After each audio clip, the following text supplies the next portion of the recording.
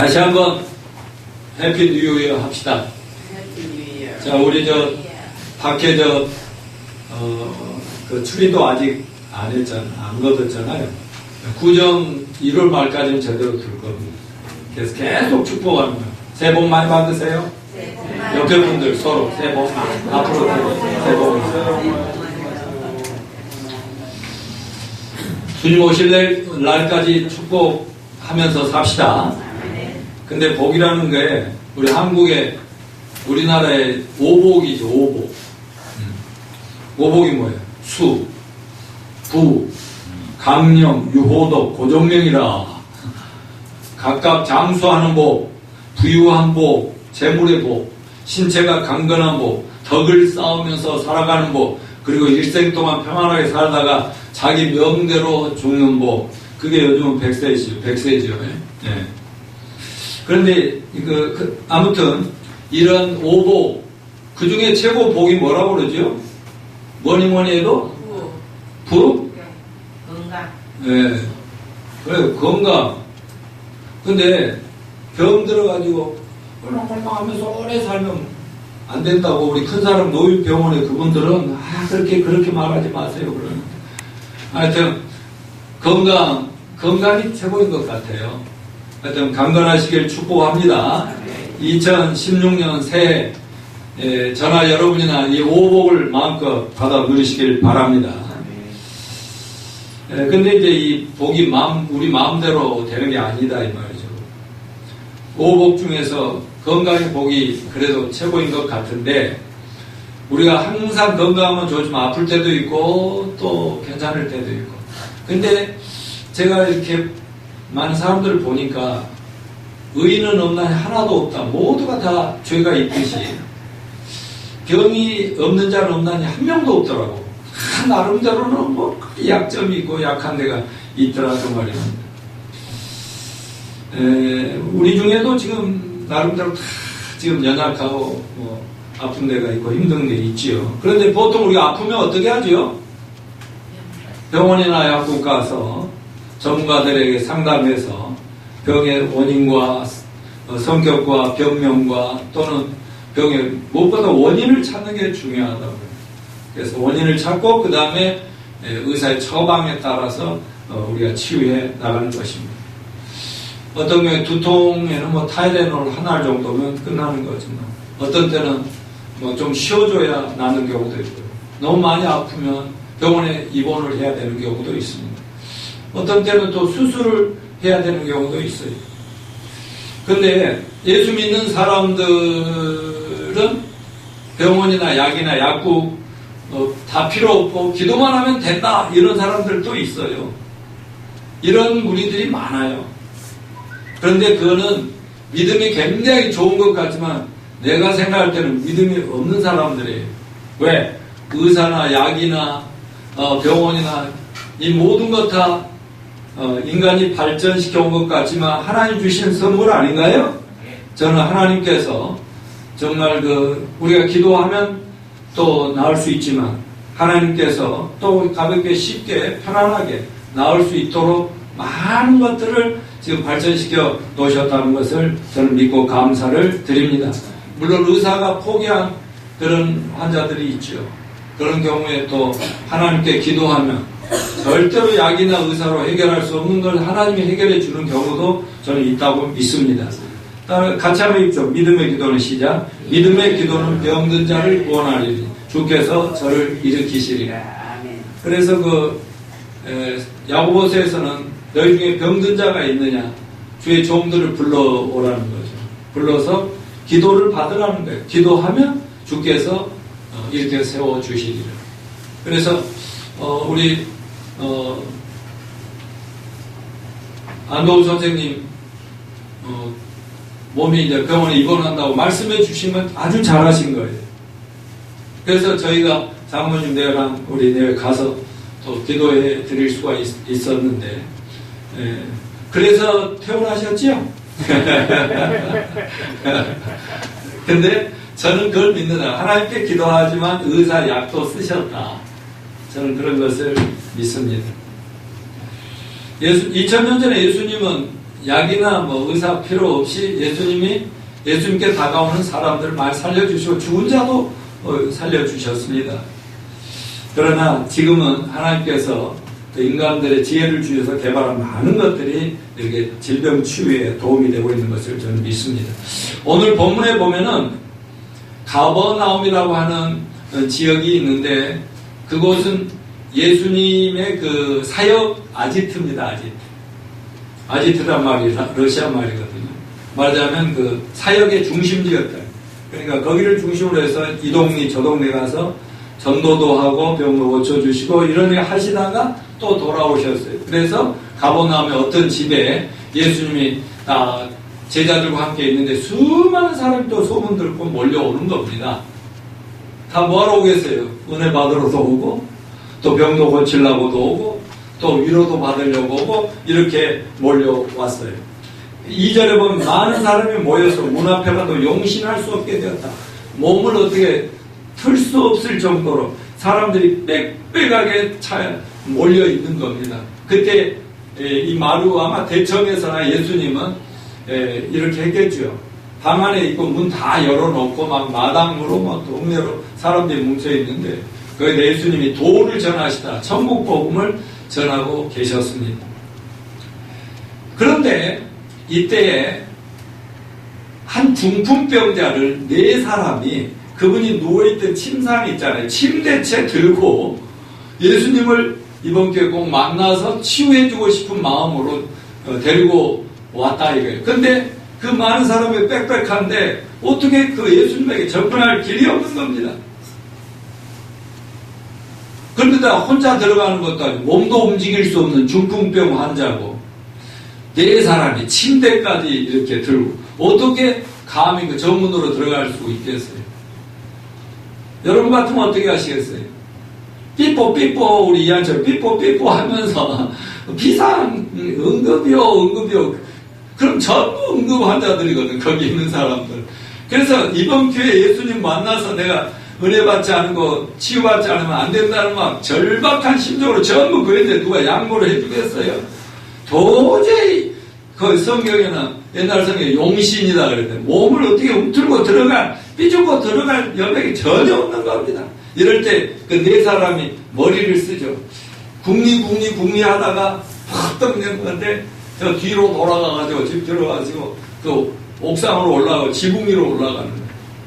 그래가지고 지붕에 가면 옛날에 그 유대 나라 집에는 지붕에 비상 문이 있는데 평소에는 닫아놓지만 그러니까 이제 안에서 걸었겠죠. 근데 그리 올라가서 지붕을 뜯어내고 예수님 안에서 저 보고 얘기를 하고 있는데 막 뭐가 떨어지면서 우지직 하는데 거기에 문이 확 열리면서 거기에 침대를 4기퉁이 닫고 그냥 예수님 앞에다 딱 갖다 내려버리는 거예요. 하여튼 대단한 사람들 아닙니까? 근데 예수님이 결국은 이 사람을 고쳐줬을까요? 당근 고쳐주셨지요. 근데 오늘 좀 주목할 점이 5절을 한번 보십시다. 이상한 점이 있어요. 예수님께서 그 병 고쳐주시라고 예수님 앞에 딱 중풍병자를 데려다 놨는데 그러면 평소 같으면 예수님이 뭐예요? 네 병이 나았느니라 이렇게 말씀해 주셔야 되는 거 아니에요? 또 아니면 네가 낫기를 원하느냐? 왜 왔느냐? 낫기를 원하나요? 내 믿음대로 될지어다. 이렇게 고쳐주셔야 되는데 예수님 뭐라고 말씀하셨어요? 5절 같이 시작. 소자야 내 죄사함을 받았느니라. 아니 지금 환자나 옆에 있는 많은 사람들은 이게 환자가 병 고치러 갔는데 아니 내가 병원에 병 고치러 갔더니 당신 죄사함을 받았느니라 하면 당신 누구야? 이럴 거 아니에요. 전혀 병과 상관없는 것 같은 이 말씀을 하는데 이렇게 예수님 말씀하시는데 이유가 있다 이거죠. 첫째 이유가 뭔지 압니까? 거기에 그 많은 무리들 속에 예수님 가까이에서 예수님 하는 말을 쫑긋하고 듣는 한 무리의 사람들인데 서기관들이에요. 서기관. 이 서기관들은 유대나라 성경을 전문적으로 쓰고 기록하고 보존하는 전문가들이고요. 종교 지도자들입니다. 그들이 모여 있어요. 근데 그들이 왜 왔겠어요? 병 고치러 왔겠어요? 은혜 받으러 왔어요? 아니요. 바리새파라든가 이 종교 지도자들은 뭐 예수님 만나서 뭐 은혜 받고 병 치유하고 이러려고 온 게 아니에요. 뭐하러 왔어요? 예수님 말하는 거 행동하는 거 봐가지고 그냥 뭐 흠이 없나 해서 그 예수님 올가멜 흠을 찾으러 온 거예요. 근데 이들이 그 시간을 노리고 있는데 죄사함을 받았느니라 하는 얘기가 나오자마자 그들은 속으로 뭐라 해요? 자기들끼리 눈치 푸짓하면서 맞아. 무슨 말이에요? 신성모독이로다. 자기네들이 알기로는 세상에서 인간의 죄를 용서할 수 있는 분은 딱 한 분 누구예요? 하나님 한 분밖에 없는데 아니 감히 우리 동네에 알고 있는 저 목수의 아들이 무식한 목수의 아들이 자기가 갑자기 등장해서 수많은 사람을 미혹하고 현혹하고 있다고 생각을 하는 거예요. 그러면서 드디어 나올 말이냐고 죄사함을 받았느냐를 하니까 신성모독이로다. 더 이상 볼 거 없어. 당장에 체포해 가는 게 좋겠다. 이렇게 얘기하고 있어요. 그런데 예수님은 그 서기관들의 마음을 다 꿰뚫어 보고 있는 거죠. 8절에 저희가 속으로 이렇게 의논한 줄 예수께서 그 중심에 아시고 그리고 이렇게 질문합니다. 어찌하여 이것을 마음에 의논하느냐 니들끼리. 근데 마태복음 같은 내용의 글에는 뭐냐면 이렇게 그러면 너희가 어찌하여 마음에 악한 생각을 그렇게 계속하느냐 이런 얘기예요. 그러면서 예수님은 계속해서 서기관들에게 이렇게 질문하십니다. 9절에 보면 중풍병자에게 내 죄사함을 받았느니라 하는 말과 내 침상을 가지고 일어나 걸어가라 하는 말이 어느 것이 더 쉽겠느냐 이렇게 질문을 해요. 엉뚱한 질문하죠. 여러분 어느 것이 쉽겠어요? 죄사함을 받았느니라 하는 거하고 침상을 들고 중풍병자에게 하는 말이 들고 걸어가라 어느 것이 더 쉽겠어요? 왜요? 근데 예수님은 바로 그 순간에 서기관들에게 뭐라고 그랬어요? 악하다. 그렇게 생각했어요. 여러분, 예수님께는 이 말을 하나, 저 말을 하나 어려운 건 없겠지요? 예수님한테 어려운 게 없는데, 문제는 서기관들의 입장입니다. 서기관들은 어느 말이 더 쉽겠다고 생각했을까요? 죄사함을 받았느니라. 이게 쉽겠다고 생각을 한 거예요. 무슨 말이냐? 지금 좋은 의미로 생각하는 게 아니에요. 예수님의 흠을 찾는 거예요. 부정적인 생각을 갖고 있어요. 자, 한번 이치적으로 생각해 봅시다. 만일에 이 서기관들의 그 생각입니다. 중풍병자가 있어요. 근데 일어나 걸어라. 침상을 들고 일어나 집으로 가라. 이렇게 말하다가 만일에 그게 안 되면 어떻게 돼요? 예수님 완전히 스타일 북이죠. 하나님 아들이라고 그러고 했는데 여태까지 말 한마디로 일어나 걸어라 했더니 중풍병자가 막 걸어가고 이런 일이 없었는데 만일에 그게 일어나면 하나님이시죠. 하나님만 할 수 있는 일이죠. 그런데 죄사함을 받았느니라. 일어나 걸으라면 중풍병자 그거는 눈에 딱 증거가 나타나 버리죠. 근데 죄사함을 받았느니라 하면은 그게 여러분 구원 받으셨습니까? 죄 용서 받으셨어요? 근데 그게 뭐 겉에 그 사람이 똑같이 보이는데 이태원 배우님 죄사함 확신하시죠? 그래도 뭐 죄사함 안 받았다고 똑같이 보인단 말이에요. 저도 마찬가지예요. 그러니까 증거가 없으니까 이 서기관들의 생각에는 뭐냐면 예수님이 쉬운 쪽을 피했구나. 역시 종교 사기꾼이구나. 이단이구나. 아주 웃기는 인간이야. 자기가 그냥 꾀를 부려가지고 그따위로 하는 건 말이지. 뻔히 아는데. 바로 그런 얘기예요. 네. 그런데 그 생각이 예수님은 뭐라고 그랬어요? 니들 마음에 그런 생각하는 게 얼마나 악한 줄 아는 왜 그따위 맨날 악하고 부정적인 생각만 하니? 하는 거예요. 말하자면 병 고칠 능력도 제사할 능력도 없는데 그냥 쉬운 쪽에 말을 던지는 하나님 행세하는 그런 예수님을 그렇게 판단하고 있으니 정말 웃긴다, 악하다 이렇게 얘기한 겁니다. 그런데 여러분 사실 예수님께 둘 다 쉬워요, 어려워요? 쉽습니다. 죄에서 하는 것도 병 고치는 것도 예수님께는 일이 아닙니다. 그런데 왜 예수님은 굳이 죄를 사하느니라는 그쪽을 먼저 말씀하셨을까요? 순서를 바꿔서 병 일어나 걸으라 해놓고 네 죄도 사해도 이럴 수도 있잖아요.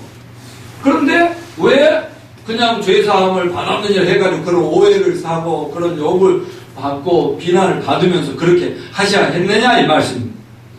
10절에 그 이유가 나와 있습니다. 다 같이 시작. 그러나 인자가 땅에서 죄를 사하는 권세가 있는 줄을 너희로 알게 하려 함이니라. 아멘입니까?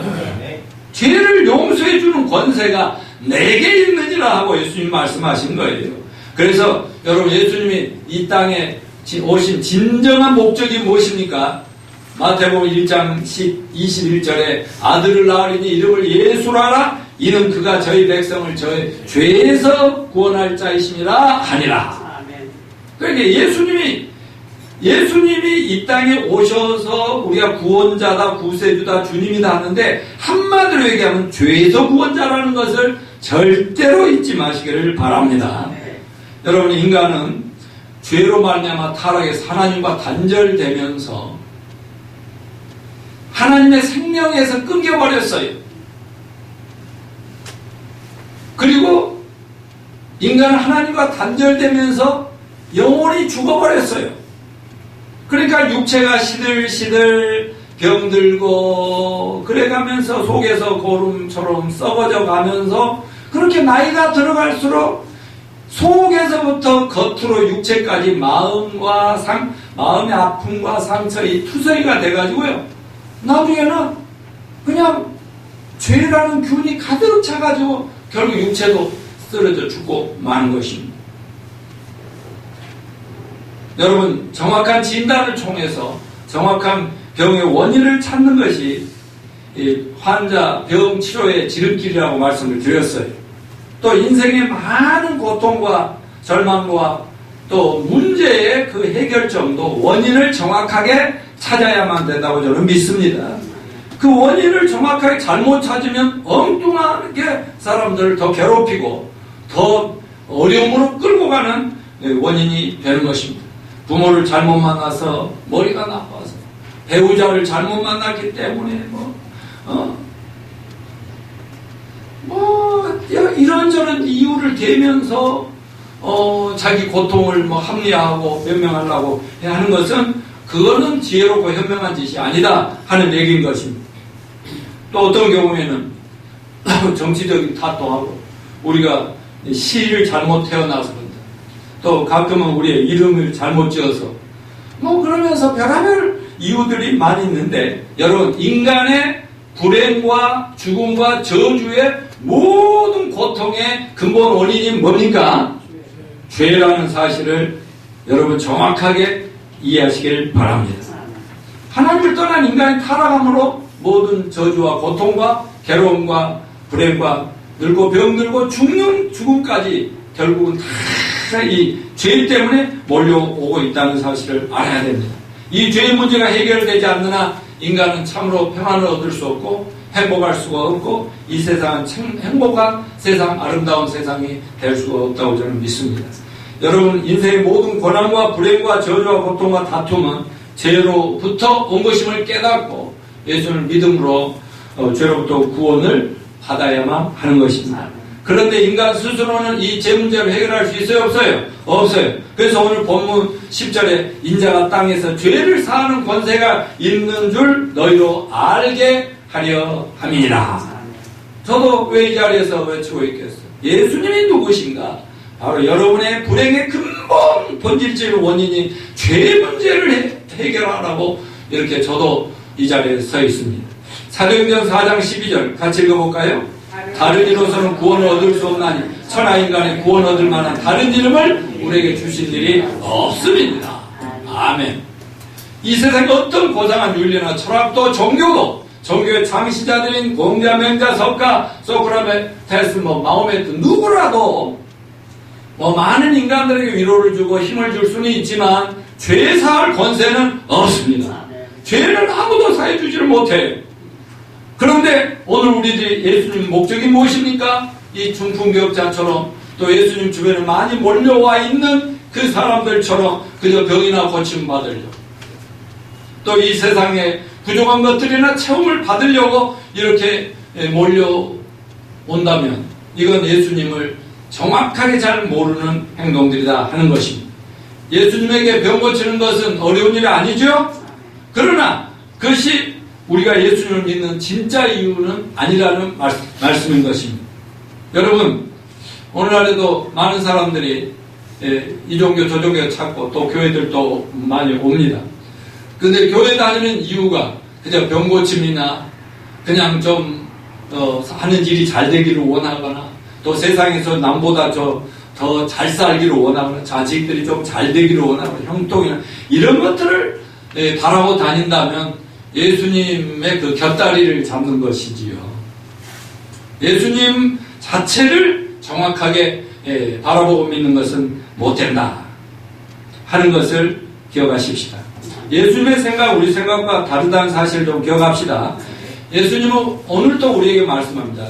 작은 자들아, 소자야, 어린 자들아, 뭐예요? 내 죄사함을 바랐느니라. 이것이 타락한 인류에게 들려주시는 하나님의 최고의 축복이고 복된 소식이라는 사실을 믿읍시다. 아무개야 너 병 고침 받을 것이다. 아무개야 너는 좋은 직장 취직할 거야. 야야 너는 돈을 많이 벌 거야. 아무개야 너는 자기들이 다 성공할 거야.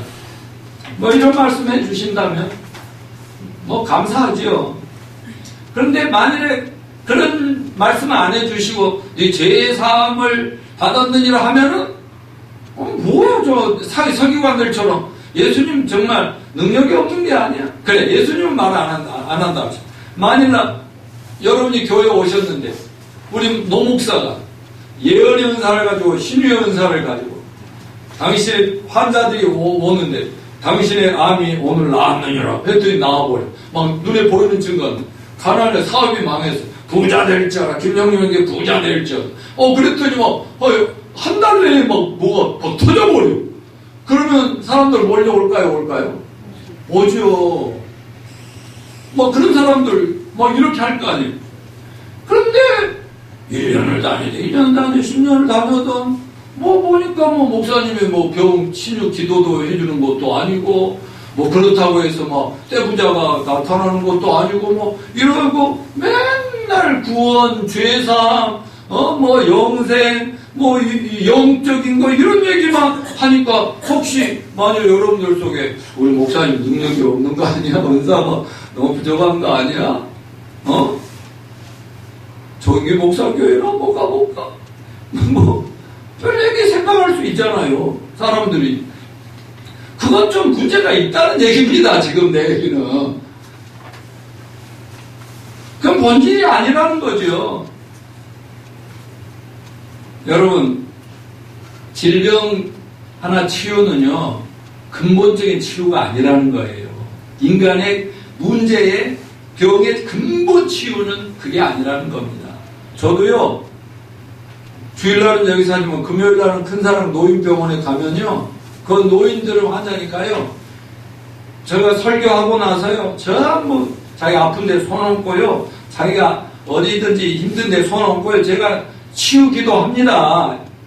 계속 기도해줘요. 매주 제가 신유기도 합니다. 이 악한 질병은 떠날지어다, 통증은 예수 이름이면 떠날지어다, 내가 계속 해줘요. 왜? 그분들은 다른 세상과 아무것도 바라는 게 없어요.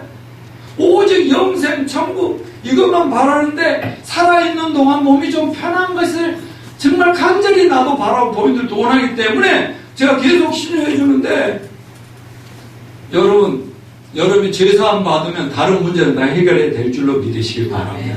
아멘입니까? 자, 주님은요, 우리가 부족한 것들을 채워주시고 병도 고쳐주시기를 원하시지만 근본적으로 죄사함을 받고 하나님과 하나로 연결되면 하나님의 모든 것이 네 것이 되느니라. 아멘이요. 영적으로 구원을 받고 영적으로 살아나면 나머지 육체적인 것, 세상적인 것들은 필요한 대로 공급해 주신다. 아멘요. 자, 그래서 요한 3서 2절을 한번 읽어봅시다. 지난주에 제가 일반 축복과 특별 축복을 말씀드렸죠. 믿는 자나 안 믿는 세상 사람들이 고루 내려주시는 하나님의 은혜와 축복이 있는가 하면 예수 안에 들어온 자의 신령한 축복이 우리의 것이라고 했잖아요. 하나님의 모든 유산이 우리 거라고 했지 않습니까? 그렇기 때문에 우리는 뭘 사모해야 돼요? 영적인 축복을 사모하시기를 바랍니다. 아멘? 예수 안에 있는 그 신령한 축복을 바라면 나머지 문제는 저절로 해결됩니다. 안 믿으세요? 자, 요한 3서 2절 읽어봐요. 시작. 사랑하는 자여, 내 영혼이 잘된 같이 내가 범사에 잘해 강건하기를 내가 강구하노라. 이게 수목교회 전용물이 아니에요. 성경에 있어요. 여기 분명히 여기가 우선순위가 나와 있는 것 같아요. 신앙의 우선순위. 내 영혼이 잘됨 같이 범사가 잘되고 강건하여 질지어다. 영혼의 잘됨이 뭐예요? 영혼이 잘되어야 세상적인 범사의 everything 모든 것이 잘되는 것이 축복 아닙니까? 영혼이 잘되는다는 게 뭐예요? 예수님의 십자가의 보혈의 능력으로 죄사함 받고 구원받는 것입니다. 그리고 우리와 하나님 사이에 있는 죄가 다 청산될 때 하나님과 우리 사이에 갈라놓은 그 장애물이 없어지니까 하나님 만나는 거죠. 그래 예수님이 내 안에 내가 예수님 안에 예수님 하나 되는 거 아니겠습니까? 아멘. 하나님과 부자관계가 되면 아버지 것이 모두 내 것이 되는 거 아니에요. 이게 최고의 축복입니다. 아멘. 여러분 우리가 어떻게 인간이 죄사함 받을 수 있습니까? 예수 그리스도를 믿음으로 죄사함 받습니다. 2000년 전에 십자가에서 피 흘려 돌아가시면서 결국 우리 모든 죄를 담당하셨잖아요. 왜 그렇게 처절하게 돌아가셔야 해요? 저와 여러분의 죄가 우리 인생을 망치는 그 원흉이기 때문에 죄를 처리해 주시는 것은 우리 힘으로 안 되니까 하나님의 힘으로 예수님을 보내신 거 아니겠어요? 그래서 예수님의 십자가의 피, 이걸 보배로운 피다. 프레셔스 블라드라고 하는 거예요. 우리 피하고는 차원이 틀리죠. 그러므로 작년보다 더욱 예수 그리스도의 보혈의 능력을 의지하시길 바랍니다. 그리고 나서 영원히 하나님과 우리 사이에 막힘이 없어야 죄사함의 문제가 분명해야 그 다음 범사가 잘 되고 강건할 줄로 믿습니다. 그래서 우리가 교회가 전하는 이 복음이 구원의 복음이 저는 우리 교회의 강점이 되기를 바라고요. 저와 여러분 모두가 이 복음의 아주 전문가들이 다 되시길 바라고. 그래서 저나 여러분을 만나거나 우리 교회를 만나면 죄사함을 받고서 하나님의 축복 속에 놀라운 치유와 변화를 받을 수 있는 그걸 제공하는 교회가 되기를 바랍니다. 지금 아직 죄사함의 확신이 없고요. 그래서 주님과 이 만남이 없는 분들은요, 언제든지 교회를 떠날 수도 있어요. 5년, 10년. 우리 김영희 형제가 전에 누구 얘기하더니 성경을 엄청 많이 아는 분, 달달에 외우는 10몇 독 읽었다고 그랬나? 100독 읽었다. 그분하고 만났는데 그분이 교회 안 다닌다고 그래요. 나는 그랬어요. 그 사람 구원 못 받은 사람인 것 같다. 자기가 비판하기 위해서 또 기독교를 비판하기 위해서 부정적으로 성경의 그 문제들만 다 자기가 가지고 안 나오다. 막 그렇게 얘기를 했습니다만은 아무튼 여러분 예수님을 진짜 만나서 죄사함 받고 구원의 은총을 받은 사람들은요, 신앙이 업다운은 좀 있을 수 있지만 평생 천국 갈 때까지 그대로 갑니다. 아멘이요. 그런데 그렇지 않고 세상적인 어떤 것들 예수님 믿어서 뭔가 좀 세상의 병고침이나 이것저것을 바라는 사람들은요, 그게 딱 안 오면요, 그냥 교회도 판단하고 목사도 판단하고 하나님도 판단하는 서기관처럼 돼버릴 수가 있다 이겁니다. 맞습니까? 우리는 눈에 딱 보이는 증거가 당장 나타나지 않아도 예수님 믿음으로 죄사함 받으면 감사 찬양하는 저와 여러분이 되시기를 축원합니다. 자, 죄와 병과의 밀접한 관계를 보겠습니다. 왜 예수님께서 중풍병자의 죄사함을 먼저 말씀하시고 중풍병자에게 말씀 한마디로 일어나 침상을 들고 집으로 가라 하니까 그대로 나서 많은 사람 깜짝 놀라게 만드셨을까요? 주님은요, 죄와 병을 거의 동일하게 보고 있어요. 자, 예수님 말씀인데 마태복음 9장 12절부터 13절을 같이 읽어봅시다. 예수께서 들으시고 이르시되 건강한 자에게는 의사가 쓸데없고 병든 자에게 쓸데 있느니라. 너희는 가서 내가 긍휼을 원하고 제사를 원하지 아니하노라 하신 뜻이 무엇인지 배우라. 나이는 의인을 부르러 온 것이 아니요 죄인을 부르러 왔노라 하시니라. 자, 병 들었으면 의사 만나야지. 의사는 병을 고치지. 나는 의인을 부르러 온 게 아니라 죄인을 부르러 왔도다 하면서 너희는 가서 내가 긍휼을 원하고 제사를 원하지 아니야. 그러니까 하나님 앞에 와서 예배드리고 뭐 봉헌하고 헌신하고 막 이거 뭐 송아지 뭐 이렇게 양 염소 잡아가지고 막 제사를 맨날 드리고 이것보다 더 좋아하는 것은 나는 불쌍히 여기는 거다. 여러분, 의사가 환자를 불쌍히 여기는 마음이 있어야 되겠지요? 근데 의사가 돈만 목표로 하면은 그건 사람 많이 죽이죠. 불쌍해서 어떻게든지 살려주려고 우리 이 선생님 제가 드린 그 의사 그 책 읽어보셨죠? 장기려 박사 같은 거예요. 나는 사람을 불쌍히 한다. 말하자면 환자를 불쌍히 해서 치료해 주듯이 결국 병과 병자와 죄인을 동일시했고 병과 죄를 똑같이 했고 의사와 예수님 자신을 동일시 하셨어요. 그래서 예수님은 죄를 고치시는 분입니다. 병도 고치시는 분입니다. 의사 중에 의사가 예수라고 저는 믿습니다. 아까도 말씀드렸지만 인간의 모든 질병, 모든 상처, 아픔, 모든 인간관계 파괴, 이 세상의 그 엄청난 그 더러운 문제들은 전부 다 사람 속에 있는 죄로부터 나타난 것인 것을 여러분 기억하시길 바랍니다. 그러니까 이 죄 문제를 처리해야 병은 저절로 고쳐진다. 그래서 우리가 그 근본 치료냐, 원인 치료냐, 또 대증 치료냐 이런 말이 있어요. 근데 한방에서는 한의사들은 근본 치료를 한다고 그래요. 기혈수, 뭐 이런 근본적인 걸 타치한다고 해요. 병이 어떤 이름이든지 간에 근본에 막힌 데를 뚫어버리면 다 다른 건 저절로 해결된다고 그래요. 병명은 상관을 안 했어요. 요즘은 막 병명도 씁니다만.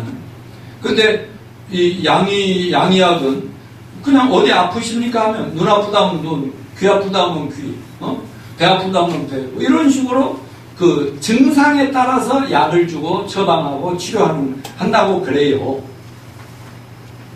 그러니까 예수님은 죄를 터치해주면 인간의 영혼의 문제, 마음에 있는 근본적을 터치해줄 때 이 육체적인 이런 겉으로 드러나는 문제는 저절로 해결되는 것이다. 이런 말씀을 한 겁니다. 그래서 의사들이 하는 얘기에 또 뭡니까? 따르세요. 시민성 질환. 시민성 질환이 뭐예요? 마음에서 비롯된 질병이라는 거예요. 그러니까 사람들이 앓고 있는 크고 작은 수많은 병의 70, 80%는 마음에서 비롯된 병이다. 그렇게 얘기하고 있어요. 그래서 하나님은 우리 마음을 고쳐주시기를 원한 것입니다. 자, 하나님 반드시 인간의 구성 요소를 한번 보여주세요. 인간은 따라서 영혼 몸으로 돼 있어요. 영혼 몸. 예, 여기 데살로니가서 5장 23절 읽어봅시다. 시작. 평강의 하나님이 친히 너희를 온전히 거룩하게 하시고 또 너희의 온 영과 혼과 몸이 우리 주 예수 그리스도께서 강림하실 때 흠없게 보존되기를 원하노라. 히브리서 4장 12, 13절 하나님 말씀이 살아있고 활력이 있어 좌우의 날선 어떤 것보다 예리하여 혼과 영과 및 관절과 골수를 찔러 쪼개기까지 하며 또 마음의 생각과 뜻을 감찰하나니. 성경은 인간이 어떻게 생겼냐면요, 우리는 겉만 보잖아요. 육체만 보는데 하나님은 우리 인간을 이게 3요소로 되어 있다. 영이 있다는 거예요. 우리 안에 가장 깊숙한 영이 있어요. 영을 가끔 마음이라고도 합니다. 영이 있고 혼이 있어요. 혼은 내 생각, 정서, 의지, 지정의로 표현되는 내 자아입니다. 내 인격이고요. 몸은 뭐 이 세상과 소통하는 이 보이는 육체죠.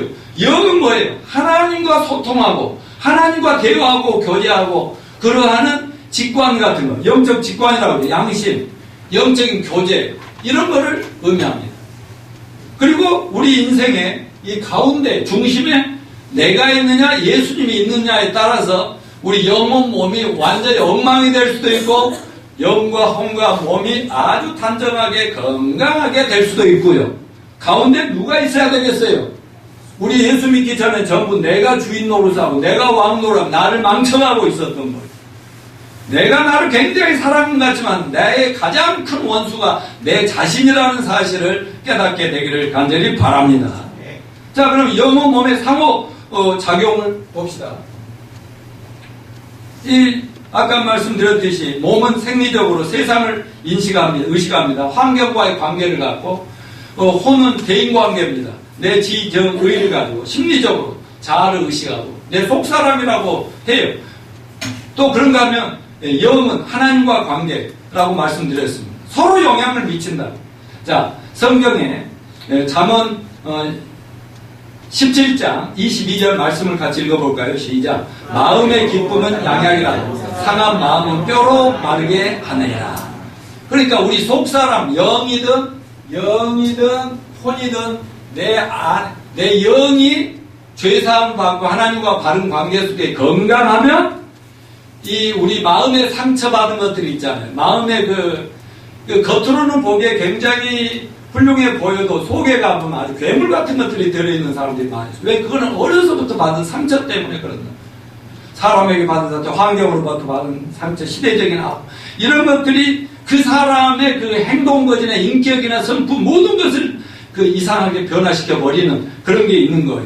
그런데 이 마음에 기쁨이 있으면, 즐거움이 있으면 이게 양약이라고 얘기합니다. 그래서 우리 뼛속에 백혈구구 이런 것들이 기쁨이란 말이죠. 그러니까 즐거워하고 기뻐하고 웃고 그러는 거예요. 근심 걱정은 피 속에 피임 파부를 파괴한대. 그러니까 막 스트레스 받고 근심하고 염려 걱정하면 속에 있는 내 몸을 지탱해줄 좋은 것들 다 파괴되고 있다. 아까 말씀드린 영적으로 하나님과 소통하면 하나님 우리에게 좋은 것만 주십니다. 늘 좋은 것을 공급해 주시고, 그래서 그 은혜를 받으면 내 육체가 언제 아팠냐는 듯이 내 마음의 상처도 사라지고 마는 것입니다. 그래서 영적 치유의 첫 단계를 보면은 너무 하나님과 나의 관계를 올바르게 합시다. 하나님과 나와의 항상 똑바른 관계를 맺고 살려면 어떻게 했냐? 최소한 여기 5가지 영적인 부분이 해결돼야 돼. 이게 구원이요, 확신이요, 구원의 보장이요, 영접의 전적인 헌신. 마지막 전적 헌신이 뭐예요? 하나님의 구원을 받았으면요, 자기 자신의 몸과 마음과 뜻과 정성 모든 걸 하나님께 100% 헌신하면 하나님이 내가 내 인생 붙들고 몸부림친 것과 비교할 수 없이 우리를 축복해 주신다고 저는 믿습니다. 근데 여기 오늘 죄사함을 받았느니라, 그게 뭐예요? 병 고쳐진 이전에 죄사함을 받았느니라, 이게 구원과 확신. 그래서 죄사함 받으면 치료가 바로 정확하게 치료가 들어가고 있다는 얘기입니다. 아멘요. 자, 그리고 자아가 중심이 될 때 나타난 증상들을 보겠습니다. 내가 예수님을 영접했어도, 예수 믿고 죄사함을 받았지만 여기 그리스도가 내 중심에 있지 못하고, 예수님은 내 인생의 생활의 한 기퉁에, 예수님 나 간섭하지 마세요, 적당히 나 살 테니까, 그래요, 내가 예수 안 믿는다는. 그러니까 내 인생의 한 구석에 예수님 제껴놓고 여전히 세상적인 내가, 죄 많은 내가, 타락한 내가 내 인생의 중심에 서 있을 때 우리 혼에는, 우리 인격 속에는 어떤 게 오냐면 열등감, 불안감, 부적당감, 죄책감, 사실적인 죄의식도 있고, 사실은 죄가 아닌데도 상상으로 막 죄의식을 갖고 막 이런, 또 그러다 보니까 자기 염려, 근심, 두려움, 그래 결국은 욕구 불만이 막 생긴다고. 그래서 행복할 수가 없어요. 그래서 그 구원 받았지만, 죄사함 받았지만 육신적인 그리스도인이라는 거는 바로 그런 사람들이에요. 천국은 가겠죠. 언젠가 죽으면 천국은 가지만 여전히 이 땅에서 하나님의 충분한 것을 받아서 세상의 축복의 통로 역할은 못한다, 이런 얘기입니다. 그런가 하면은 나중에는 욕구불만이 적개심, 직장이나 가정에서 적개심으로 막 드러나는 거예요. 그러니까 부부싸움 막 하고 막 이런 것들 보고, 직장에서도 막 부하들을 못되게 굴고 막 이런 사람들 보면 뭔가 옛날에 상처가 많은 사람들이, 아픔이 많아, 문제가 많은 사람. 적개심이 어떻게 나타나요? 생각 속에는 공상, 정신분열증, 편집증, 광박관력, 또는 감정의 억압, 초조, 이런 것들이 막 나타나서, 그러니까 사람이 건강하지 않아요. 속사람이 아주 망가져 있는 거예요. 왜? 이거는 내가 내 인생의 주인이 될 때, 자아중심, 이거 셀프-센터드 라이프라고 해요. 그리스도가 중심이 돼야 됩니다. 그런데 이 결과는 내 영이 잘못됐을, 영적인 관계가 잘못되면 내 혼에도, 내 인격에도, 성품에도 내 속사람에 문제가 생기는데 결국 몸에도 영향을 미쳐요. 이게 심인성 질환의 70%가 심인성 질환이라고 하는, 육체 질병의 70~80%는 영적인 데서 오는 거고, 또 결국 영이 잘못되니까 내 혼에서 오는 거다, 이런 얘기인 겁니다. 내 아는 지식이 왜곡됐고, 정서가 상처로 막 망가들어져 있고, 또 의지도 막 박약해가지고 의지대로도 안 돼. 맨날 뭐 해야 될 것인데 하는데 맨날 그 자리에 머물러 있단 말이죠. 어떤 분이 그 대학생 5,000명을 저렇게 조사했더니 4,980명이 20명자고 4,980명이 뭐라고 맨날 해야 될 것인데, 해야 될 것이 뭐라고 했겠어요? 공부해왔을 텐데. 크리스찬들을, 성인들을 조사했더니 90% 정도가 뭐 새벽 기도 해야 될 것인데, 큐티 해야 될 것인데, 맨날 11조 해야 될 텐데, 해야 할 텐데, 그러면서도 맨날 그 자리에 머물고 있더라, 그런 얘기를 합니다. 결국 그런 것들이 긴장성, 두통, 또 편두통, 신경성 위장병 같은 거, 뭐 위궤양, 정신적 갈등, 발진, 관절염, 전신 두드러기, 뭐 이런저런 병들이 우리 결국은 다 이렇게 상호 관계했는데, 근본이 뭐예요? 영적인 거죠. 그래서 예수님이 죄사함을 받았느냐는 걸 영적인 근본적인 이 문제를 딱 때려잡음으로써 나머지 모든 걸 얻지 않았을 때 정리정돈을 해 나가신다 하는 말씀인 것입니다. 자, 그러면 마지막 넘겨봐요. 아니, 여기. 예수님이 내 삶의 중심에 모실 때, 자, 여기 이제 나는 어떻게 돼요? 십자가에 못 박혀 죽었어. 그리고 예수님이 중심에 왔어. 나는 십자가에 죽었어.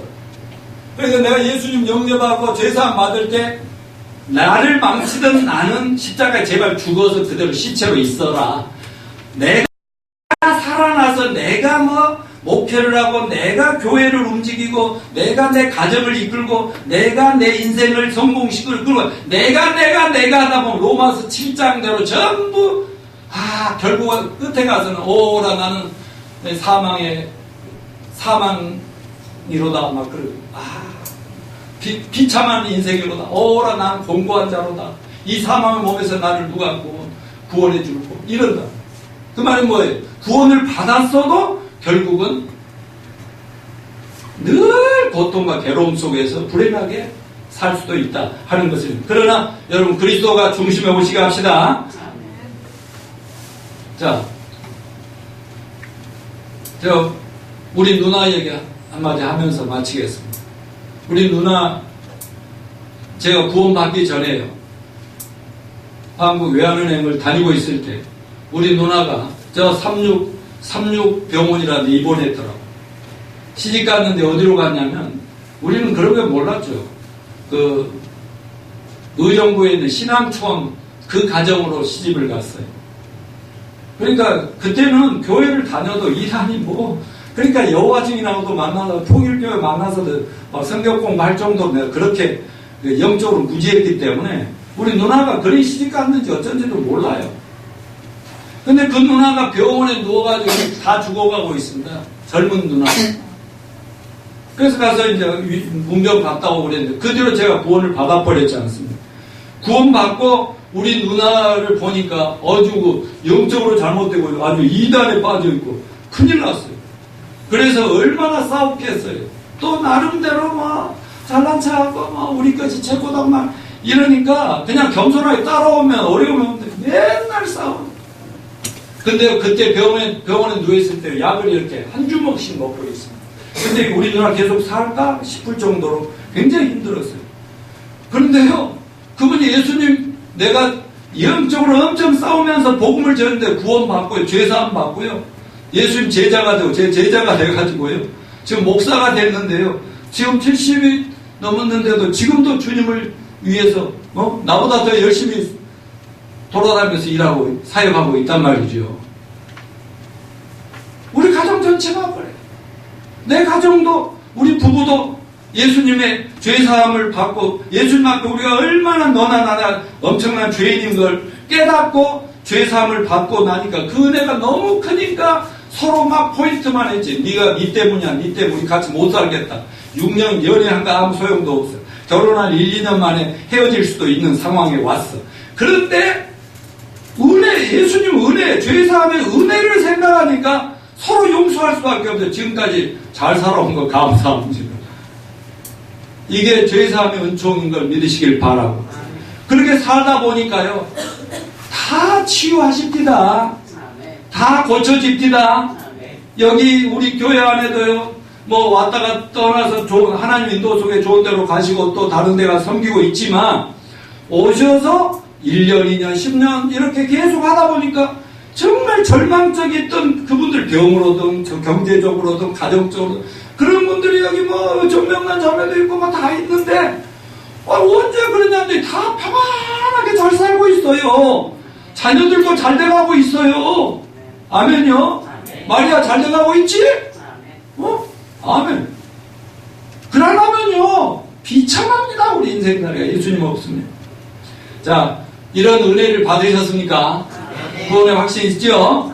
그럼 어떻게 하셔야 되겠어요? 이제 마지막 책임을 이 한 중풍병자를 예수님 앞에 데려다가서 죄사함도 받고 중풍병도 당장의 고침을 받은 그런 그 네 사람처럼 우리 교회의 책임을 다합시다. 누구든지 우리를 만나면 여러분 주님께로 교회로 인도하여 주시기 바랍니다. 그래서 우리가 서로 감싸줍시다. 합력합시다. 같이 울어줍시다. 그 얘기 들어줍시다. 아멘. 도와줍시다. 붙잡아 줍시다. 축복해 줍시다. 기도해 줍시다. 말씀 전해 줍시다. 복음 전해 줍시다. 그러면 그 인생이 또 변화되고 또 변화돼서 우리의 사명을 다 감당할 거 아니겠습니까? 금년 한 해 그런 축복 우리 모두에게 넘치시기를 축원합니다.